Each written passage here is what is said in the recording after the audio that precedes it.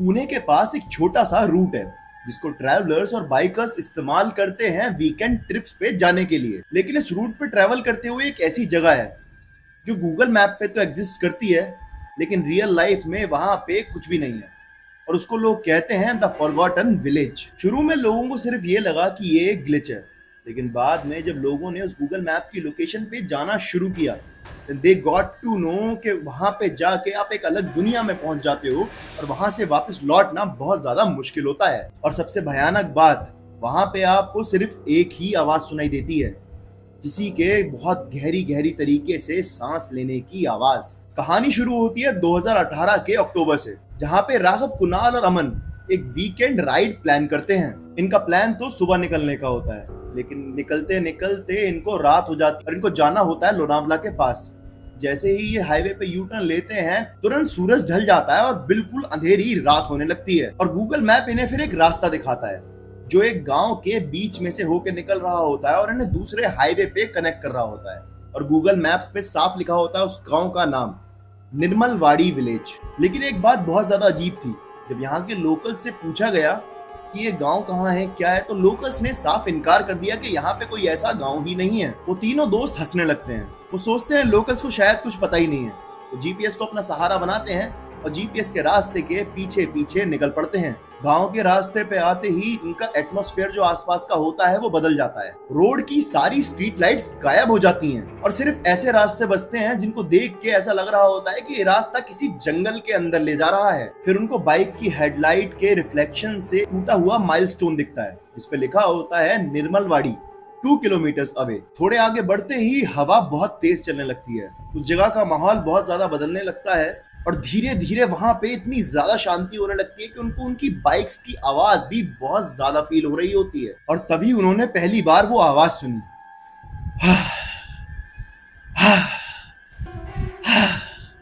जैसे कोई उनके बहुत पास खड़ा होके सांस ले रहा हो। अचानक से उनकी बाइक्स की लाइट भी काम करना बंद कर देती हैं, कभी जलती हैं तो कभी बंद हो जाती हैं। वो टॉर्च निकालते हैं, सामने देखते हैं तो सामने पेड़ के टुकड़ों से, झाड़ियों से बनी हुई टूटी मिट्टी की झोपड़ियां बिल्कुल बंजर पड़ी होती हैं। इन तीनों ने लोकेशन डाली ही होती है निर्मलवाड़ी गांव की, लेकिन जब ये फोन को चेक करते हैं कि यहाँ तो सिर्फ जंगल सा है और 2-3 झोपड़ियां हैं, ये है क्या, तो जीपीएस दिखा रहा होता है कि you have arrived at your destination. गांव पूरी तरह वीरान और खाली था, लेकिन गांव के अंदर देख के ऐसा महसूस हो रहा था जैसे अभी अभी इस गांव के अंदर कुछ लोग रहते हैं और अभी गए हो। उन घरों के अंदर चूल्हे थे, चूल्हों के अंदर गर्म राख थी, जैसे अभी किसी ने खाना बनाया हो। पेड़ के ऊपर एक लाल दुपट्टा लटका हुआ था और जमीन पे फ्रेश पैरों के निशान थे, जैसे अभी अभी कोई इस मिट्टी में से निकल के गया हो। तभी राघव कहता है कि यार मुझे ऐसा लग रहा है यहाँ पे शायद कोई रहता है। इतने में उन तीनों को उस घर के अंदर से आवाज आनी शुरू होती है, जिससे कि उस घर के दरवाजे के पीछे खड़े होके बहुत गहरी गहरी सांसें ले रहा हो। राघव थोड़ा सा घबरा जाता है, लेकिन अमन नहीं घबराता। अमन थोड़ी सी हिम्मत इकट्ठी करता है और घर के अंदर टॉर्च मारता है, देखने की कोशिश करता है कि घर के अंदर कौन खड़ा है। लेकिन जब वो देखता है तो घर तो एकदम खाली और वीरान था। लेकिन उसी वक्त उनकी जीपीएस की स्क्रीन ब्लिंक करने लगती है। फोन अचानक से ऐसा हो जाता है जैसे फोन को कोई और कंट्रोल कर रहा हो और उनकी स्क्रीन पे लिखा आता है stay, don't leave, you belong here. तीनों उस चीज को देख के बहुत ज्यादा पैनिक करने लगते हैं, बहुत ज्यादा घबरा जाते हैं।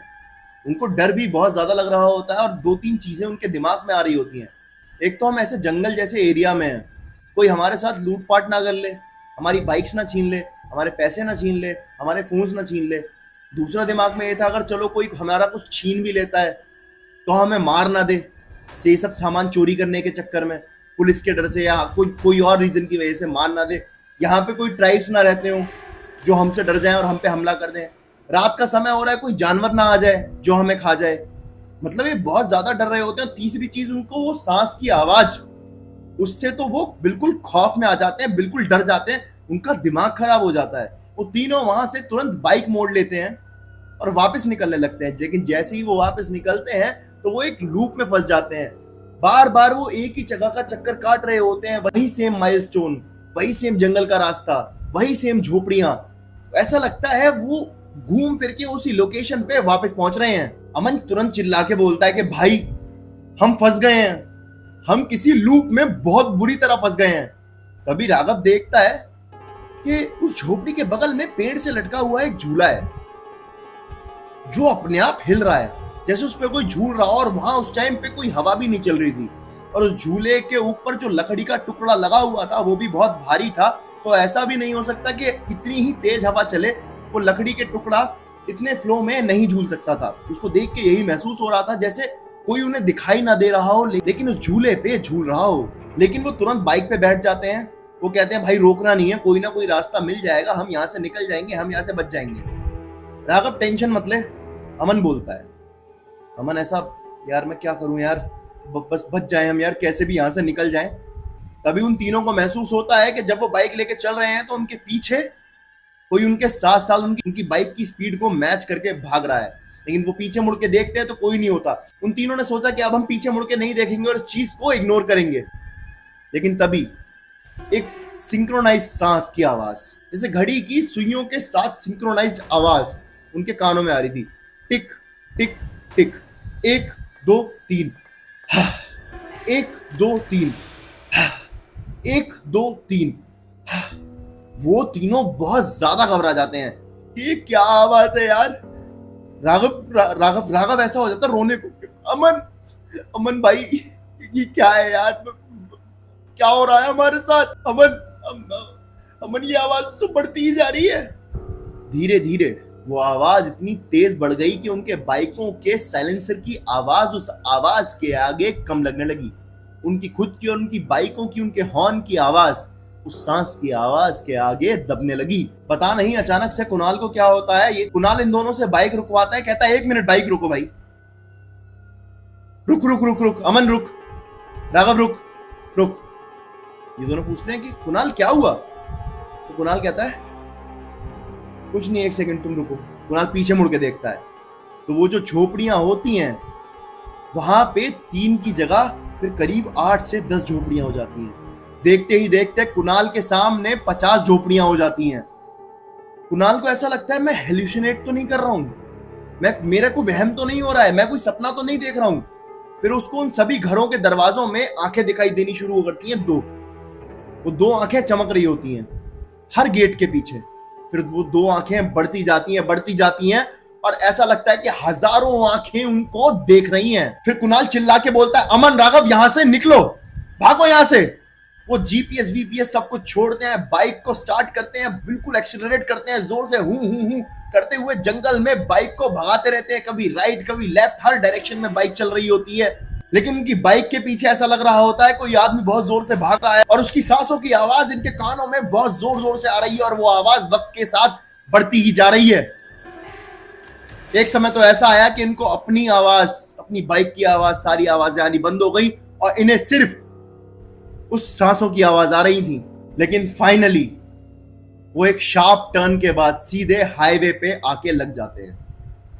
हाईवे पे आने के बाद उनकी सांस में सांस आती है और वो जो पीछे आवाजें आ रही थी भयानक सी, वो आवाजें भी आनी बंद हो जाती हैं। जब वो पीछे मुड़ के देखते हैं तो वहां पे अभी भी उन्हें एक साइन बोर्ड नजर आ रहा था, निर्मलवाड़ी गांव 1 किलोमीटर अवे। फिर अचानक से उनके फोन की स्क्रीन ब्लिंक करने लगती है और ऐसा लगने लगता है कि फोन दोबारा कोई चला रहा है।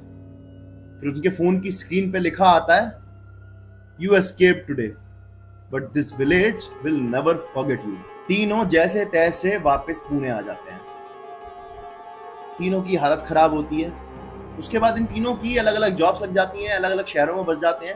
लेकिन 2 साल के अंदर ही राघव और अमन की अलग अलग एक्सीडेंट्स में डेथ हो जाती है और बचता है सिर्फ कुणाल। और आज भी कुणाल यही क्लेम करता है कि जब वो रात में सोता है तो कभी कभी उसके कानों में ऐसा लगता है, उसके कान के बिल्कुल करीब आके किसी ने पास आके बड़ी गहरी गहरी सांसों की आवाज ली। वही सांसों की आवाज जो उसने पहली बार उस जंगल, उस गांव, उस जगह पे सुनी थी जहां वो गलती से तीनों पहुंच गए थे। क्या आप हिम्मत करोगे किसी ऐसे गांव के रास्ते पे जाने की? कमेंट में जरूर बताना। अगर आपकी ऐसी कोई कहानी है तो द ओनली नकुल करके मेरा पेज है इंस्टाग्राम पे, आप अपनी कहानी मुझे वहां भेज सकते हो। आप मुझे कमेंट सेक्शन में बता सकते हो इस वीडियो के, इवन आप मेरे को मेल भी कर सकते हो। अब कमेंट में जरूर बताना ये वीडियो आपको कैसी लगी। अब मिलते हैं कल किसी और नई वीडियो में, किसी और नई स्टोरी के साथ। तब तक के लिए मेरे पेज को सब्सक्राइब कर दो ताकि मेरा मोटिवेशन बना रहे और मैं आपके लिए ऐसा अच्छा इंटरेस्टिंग कंटेंट लाता रहूं।